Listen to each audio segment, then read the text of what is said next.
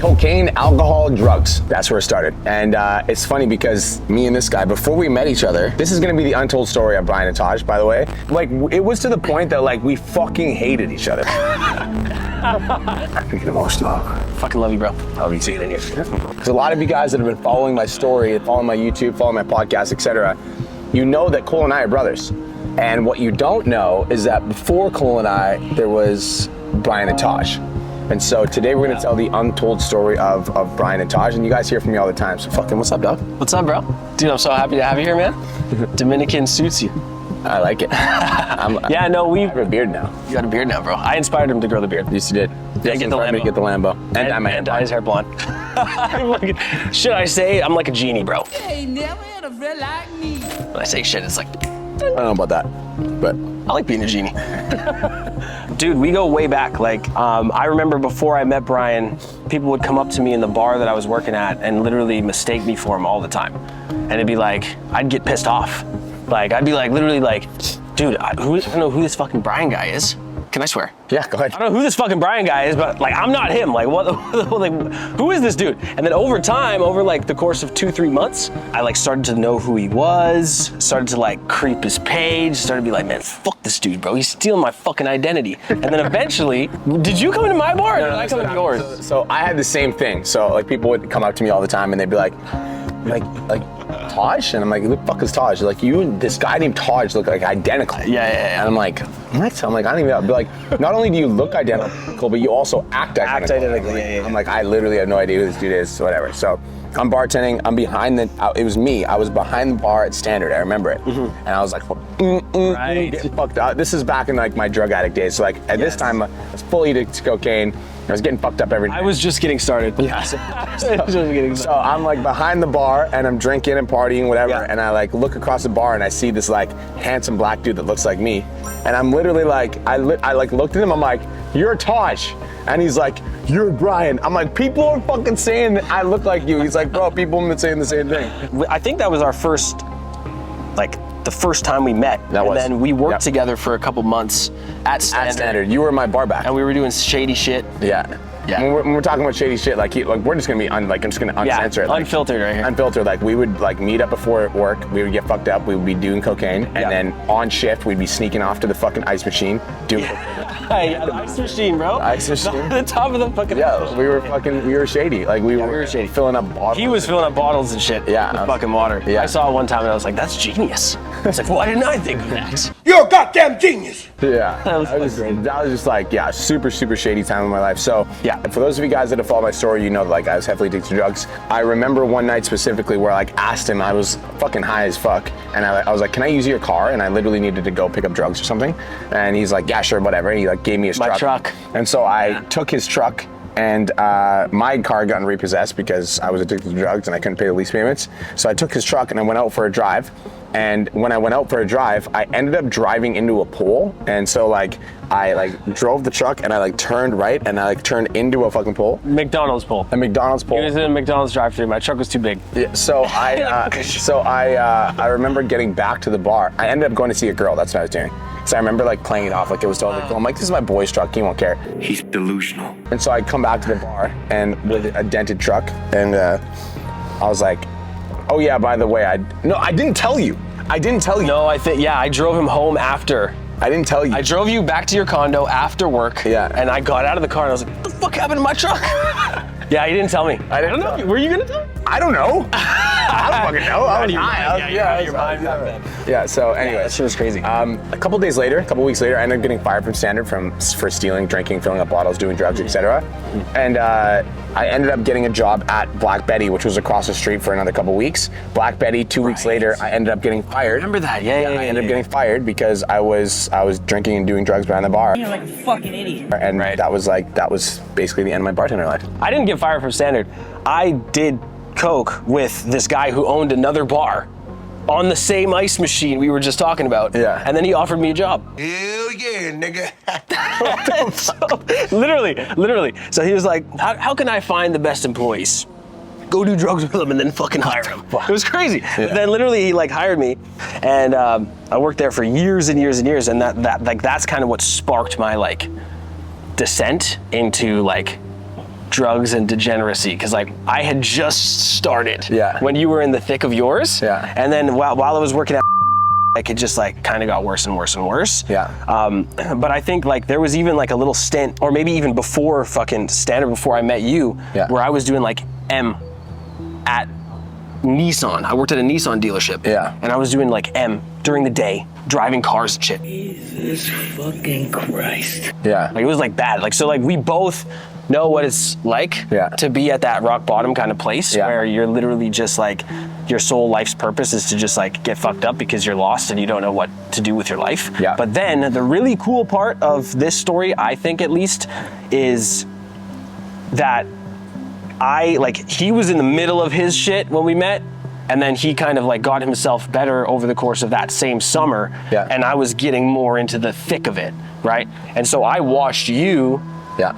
like Come out of it. come out of it. Yeah. You know what I mean? I saw him come out of it, Yeah. and then he competed, and he fucking won, and I was like, dude, this guy's a fucking legend, and I started to follow suit. I feel like the reason we became friends is because Oh, yeah. I dented his truck and it was like $1,000 to fix, but I didn't have money because I just got fired from Standard and Black Betty and I fucking had nothing.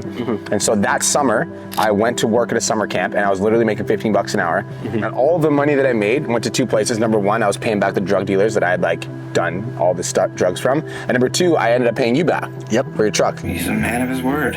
So I literally took $0 from that I summer. got a text out of the blue. I literally took $0. I'm like, I texted him. I was like, I feel super bad. I screwed up your truck. So here's $1,000 to fix the door. And I feel like that's why you ended up connecting with Yeah, me. You're I like, did. oh, he actually like. Because because like he literally just vanished. Didn't talk to him for months, and then I get a text and he's like, "Yeah, I've been at the summer camp. I have your money. I'm paying you back." And I was like, "Oh, I never would have guessed in a million years that you were gonna pay me back." Like literally never. Yeah. And then like I just kind of kept up with him on social media because we were still friends. Like not like tight. Yeah. We weren't tight. Yeah. Right. But we like were kind of like still like friends. Yeah. And I just like started to see him like posting about fitness and started to see him like get more jacked and started to see him take his life more seriously. And then like literally, I think it was that next summer. Yeah. You asked me to come to Mad Roast. That's what happened. Oh yeah, right. Because I wanted was- some advice on I was social media. growing on social media. That hasn't I was- changed. I was traveling the world. I was like I was in Bali. I was traveling, etc. Yeah. He DM'd me and he's like, bro, can you like come to Mad Rose and like give me a little bit of social media advice? And I ended up going to Mad Rose and pause. I think before you asked me for social media advice, I think you asked me for a workout plan, right? Yes. You asked me for a workout plan, Yeah. and that's when I was an online trainer, and I was just like, just take one. I just gave one to you. You gave one to me when this is going all over the place, but Yeah. like I went traveling too to like Southeast Asia and I gained like 10 or 15 pounds over that trip. Yeah. I remember. Yeah. Over the course of like 6 months. Yeah. Yeah. And then I came back and I was your full-time client. Yeah. Like online, obviously. Were you paying me? For months. Yeah, when I got back, I paid you. I think you just gave me one, like, just to be a bro. My first coach, too. Yeah, he saw me traveling, saw me, living the dream as an online trainer, and he like, I want to grow on social media. I want some help. I want some guidance. Can you help me? So I went there and I showed him everything I was doing. I was like, this is what I'm doing. This is how I'm doing it. These are the apps that I'm using. This is how I'm posting. This is what I'm doing. I'm like, guys, at the time, I literally had no idea what I was doing. If I'm being honest, I was just fucking, I was just kind of posting. Yeah. But it was working and I was signing clients and I was making money. Like, that was the important thing. Like, I was making decent money. I was making, $3, $5, $7 a month. And I was making more than enough to do it full time. Like, that was literally all I was doing was I was doing this online coaching thing. I was doing it. I was like living the dream. I had no trainers that were working for me at the time. It was just me. And I asked. I was just bartending, and I watched this guy get his WBFF Pro card. Yeah. I literally went. It was in Edmonton, isn't it? Yeah, it was in I drove Edmonton. to fucking Edmonton and Yeah. watched the show. And you saw had the him- video on your Instagram forever. Yeah, I had the video on it on my Instagram forever because I was so freaking proud. I watched this guy go from literally just drug addict, fucking crashing my truck, to literally 2 years later, WBFF Pro was like my mind was just blown. So. I told him, I was like, dude, like I want to do the exact same thing. Yeah. I want to compete and like get serious about my life and take this seriously and like bodybuild and like get my WFF Pro card too. And so I set the goal to a year later do the same thing. And with his help, because you were my first coach, Yeah. I did it, right? But then I eventually hired your coach. But at the time, like I knew that he wanted to be an online coach. I was like, I'll show you a little bit of stuff that I know. Like you can write my newsletter, you can do a couple of things for me. And like at the time, I literally had no idea what he's doing. But like I liked Tahj a lot. I saw that he was trying to change his life, and we just like vibed. Yep. But I remember when I hired Tahj, and he's like, I want to be a coach in your team. I was like, and I called him and I offered him a position. I was like, I have no fucking idea what I'm doing, but I'll try to do my best to like coach you. And then he said, I would like you to hire Josie as well. Yeah. That's bold. It wasn't like an ultimatum. He's like, I would really like you to hire Josie yeah. because he's like, I want Josie to be successful and she wants to do this too. And I didn't know Josie at the time. I literally had no fucking idea who she was, but I trusted Tahj and I was like, sure. Yeah. We were online coaches for you while we were personal training at World Health. Yeah. And that was funny. It just, like Paul took us kind of under his wing. And by the way, I have a lot of respect for Paul Anthony, and he also said that you weren't going to be successful online. Online training is very, very, very hard, and he's like, I don't think you're going to be successful at it. And again, I have so much respect for Paul, but I remember taking that to heart, and I was like, oh yeah. Exactly. You'll see. Yeah, man. No, but that's kind of what started it all. We honestly kind of started taking over. It was me, you, Josie, and we had one other person on our team, Jessica Ewell. Yeah. Yeah, it was us. That was literally it. Those were us four, and we were just like, that was Aesthetic Nation. That was fun. That was some of the best years of my life. I stepped on stage for WBFF Worlds as a pro. I got my ass kicked. And then after that show, I decided, I was like, I want to start training competitors because I like the mentality of competing. Right. Basically what I did is like when guys would apply for Aesthetic Nation, I would convince them that they needed to do a show. So Cole called me. Cole called me and he was like, hey man, he's like, I'm looking for a fitness coach and I saw his physique. I was like, cool, you're going to do a show. And he's like, I don't want to do a fucking show. I'm like, well, I'm not going to coach you unless you do a show. So you do a show or I don't coach you. He's like, did you actually? Yes. I also that's hilarious. He was also drinking and doing Percocets at the time. I didn't know he was doing perks, but he was drinking and I literally said, I'm like, you're going to pay me for coaching. I'm like, and if you touch a drop of alcohol when you're in my program, I'm firing you and I'm keeping all your money. So that's why he's like, that was the moment that I realized I needed you as my coach. I didn't know that. That's cool. It's crazy to think about the fact that when we met him, he had 200 social media followers. What's going on, guys? So I just did this live, but again, it deleted. I'm still trying to figure this stuff out. I swear Facebook hates my guts. Well, and he was just like this scrawny little fucking iron worker dude. Scrawny little iron worker dude that would show up to my house. I'm gonna send him a video. I remember he would show up to my house. We'd have posing practice at 6 p.m. He'd be there at 5:55 just fucking sucking all ready to go. Just so ready. So we brought Cole on over the course of the next year, and like a lot of people wanted, we were starting to make a lot of noise in Calgary, so I feel like a lot of people wanted to work on Aesthetic Nation. For Aesthetic Nation, they wanted to be a part of our ecosystem. Yeah. So I remember Cole, he came on the team and he won the show, and I feel like when he won the show, he started to win our respect, and we were like, okay, he's fucking, he's putting in work. He's putting in work, and he beat a lot of athletes that were bigger than him. So I remember, I feel like that was when Tahj was like, okay, I was like, this dude can bang with us. This dude can bang. And then after that, we started hanging out with Cole a little bit. And I remember we went out a couple times. Cole really liked what we were doing at Aesthetic Nation, and so after his show, he asked me, he's like, what would it take for me to become a trainer on your team?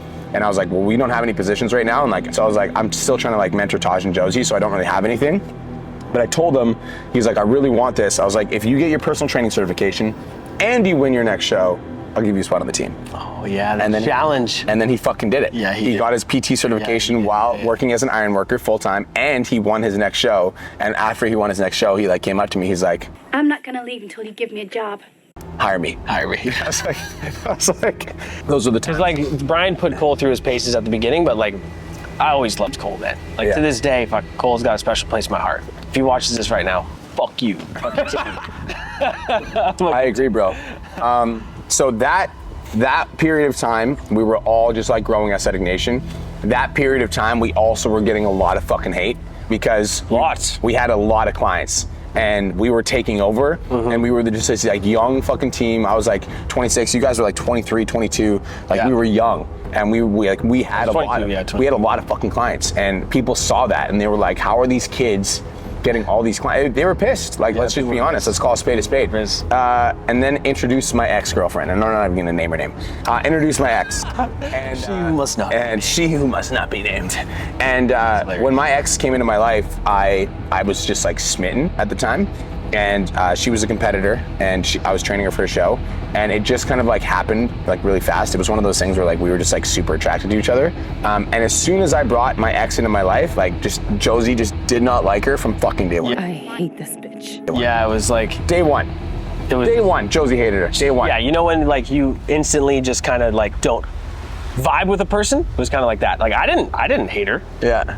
But Josie was just instantly no. It was crazy. And so the energy just changed. The whole dynamic just got rocked. Yeah, it did. And when I brought her into the team, the dynamic got rocked because this was my family. And so I'm the type of person where my closest friends are my family.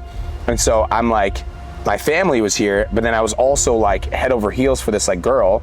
So I was like almost like interjecting her into the social circle, and I was He like, kind of plugged her in without asking us. Yeah. It's kind of just like, boop.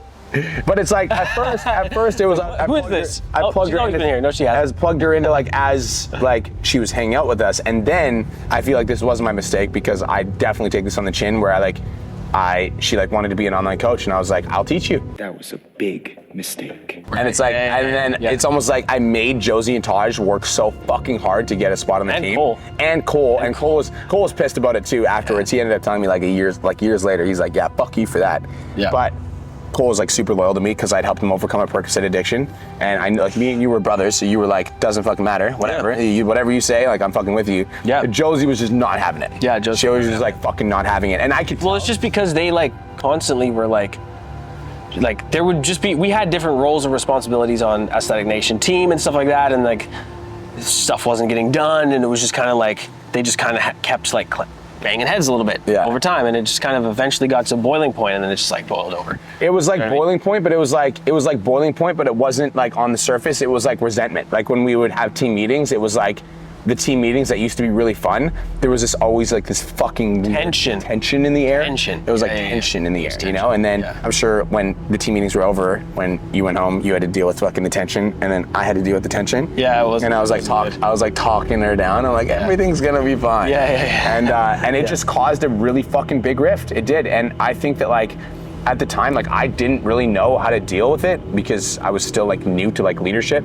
I didn't really know how to address the situation. I wasn't like emotionally mature enough to be able to handle that conversation. So I almost was also like blinded by love. So I feel like at the time, I literally just fucking sided with my girl, and I was like, Josie, be nice to her. And Josie's like, I'm fucking nice to her. And I was like, that's literally how it went. The tension between the two girls was thick enough to cut with a knife. I couldn't break through, and I didn't know what to do. Obviously, in my ear, I'm getting this like my girl being like, she doesn't like me, and no matter what I do, it doesn't like. And then I know that Josie just doesn't fucking like her. Period. Yeah. So I'm like, I feel like I just kind of. And she was in love, and so it's like hard to like.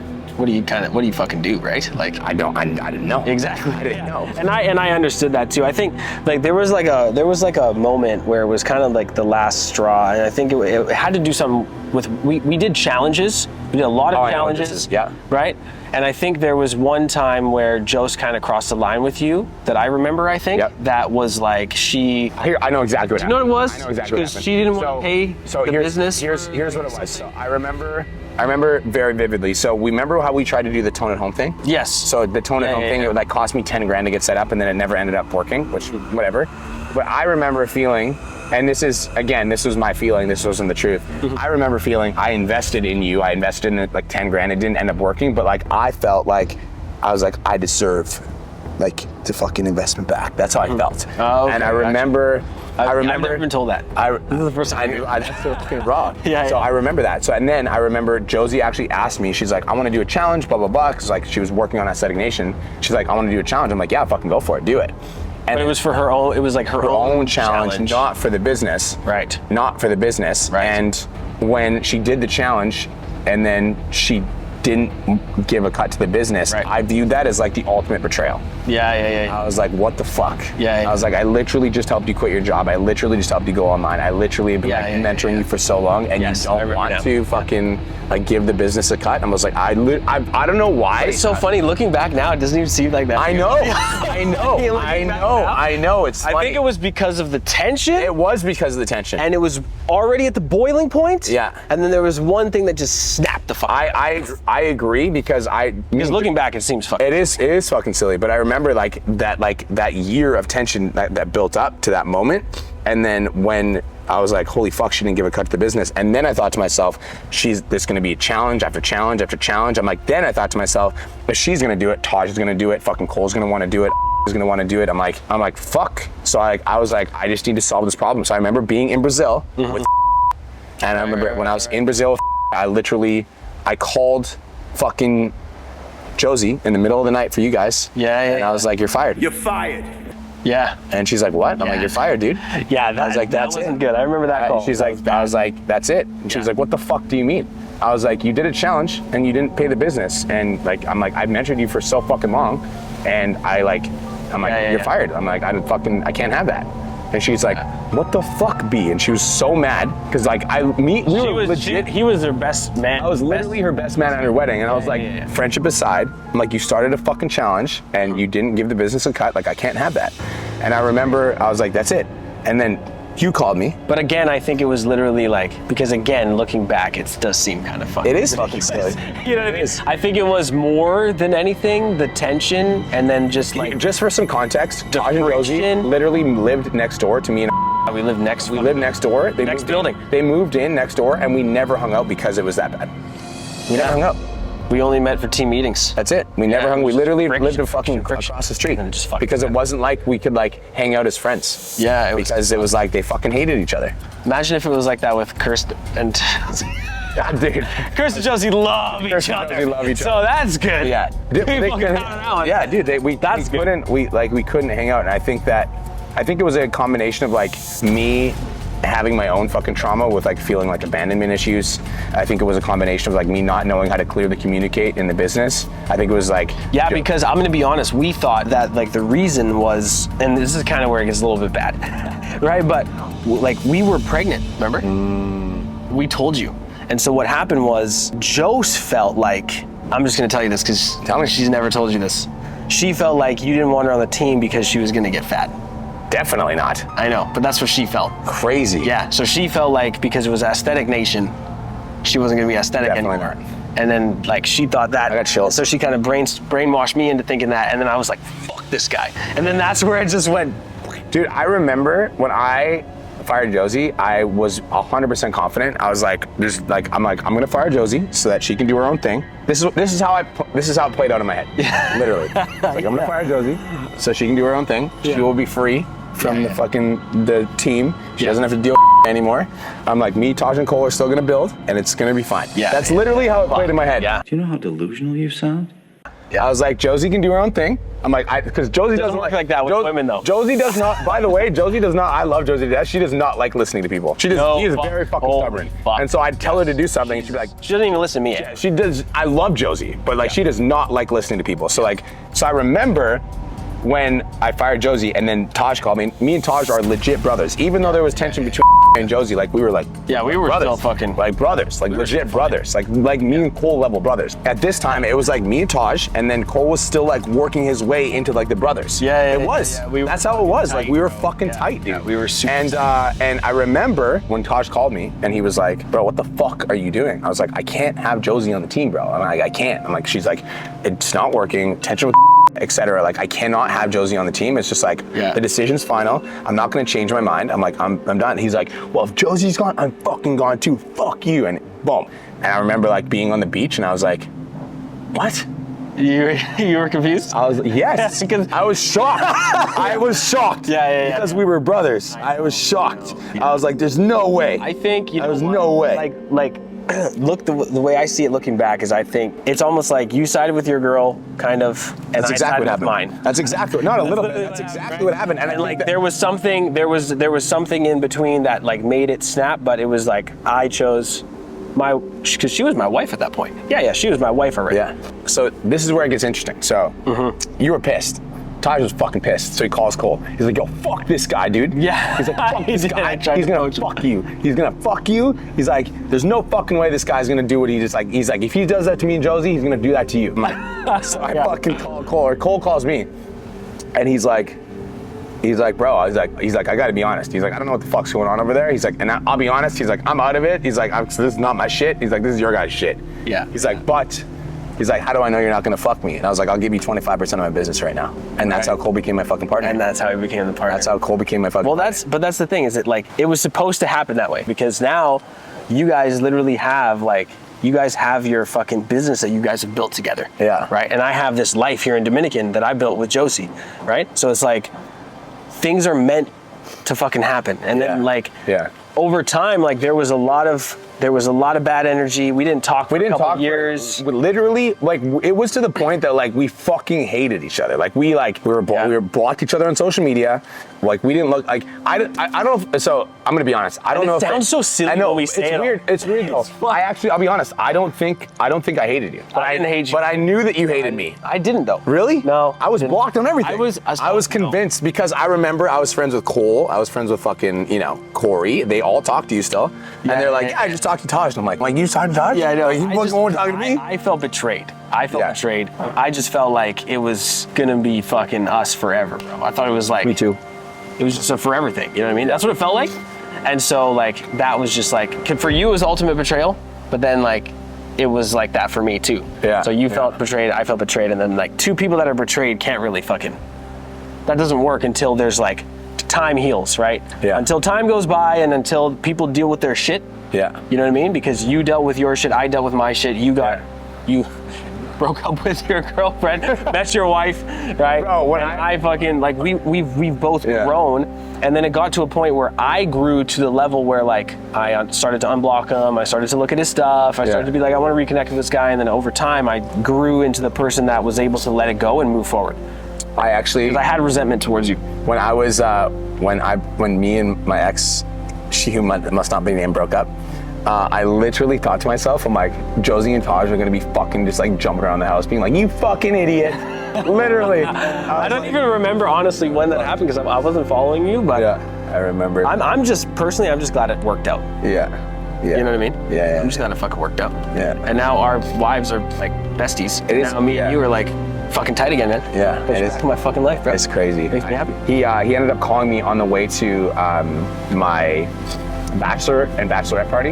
I actually was in the car looking at my phone, scrolling through fucking Instagram, and I'd been blocked for years. So I didn't even, the only time I saw Taj's profile was when I went on a secondary account, or I went on Kristen's account, to show him who Tahj was. Because I was like, this guy used to be my brother. He like looks identical to me. I'm like, he's like an IFBB pro now. Like he's like, we used to like hang out all the time. She's like, what happened to him? So I would like tell her the story. But the only time I ever saw your account was on Kristen's phone, creeping from her phone.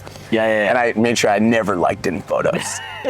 Like, So, but I remember I was scrolling through Instagram, and then I like saw Tahj pop up, and I was like, Tahj. I'm like, what the fuck? And Cole was driving. I was in the passenger seat, and I was you like, saw it the same day? what's that? You saw it the same Yes, day? bro. Really? Yes. That's weird. I know. So I saw you fucking unblocked, and then I looked at Cole. I was like, the fuck? I'm like, why? That's weird. I'm like, Tahj has unblocked me, and he's like, and he literally looked at me. He's like, I don't got nothing to say. I'm like, what do you fucking mean? You don't got nothing to say. He's like, he's like, not my shit. Anytime Cole says that, it means he has something to fucking And then I'm assuming he fucking called you or texted you, and he's like, yo, call B because he's No, easy. because I called Cole first. Can I tell the story? Yeah, go ahead. Okay, so I was, so this is like, you fast forward from 2018 when we broke up, beginning of 2018, broke up. Yeah. Scaled my business up, moved to Dominican after COVID. Like we're fast forwarding like 3 years here. 2021, we're living in Dominican. Like we didn't buy our place yet, but we were living here. And I was going through a Tony Robbins like masterclass. And in the masterclass, one of the like lessons was to rid yourself of like resentment. You know what I mean? Mm-hmm. Resentment and hatred or like past fucking anger towards people because it's like shackles on you. You know what I mean? And even if you don't think it is, and even if you've like given up that person or whatever, he talked about how if you're holding resentment in your heart for someone that you used to love, it can hold you back in life, mentally, physically, fucking spiritually, in a lot of ways. The only two people that I had resentment for at that time was my mom, which is another story, and you. Yeah. And so I reached out to my mom, had a conversation, that was good. And then I was like, what do I do with Brian? And so I unblocked him, started looking at his stuff, and then like 2 or 3 days later, I was like, I'm just gonna fucking call him. And it was funny, because you said that you saw my profile the day I called you. I did. That's weird. I did see it. That's like some serendipity shit. I did see it. I was like, why the fuck is this nigga got me unblocked?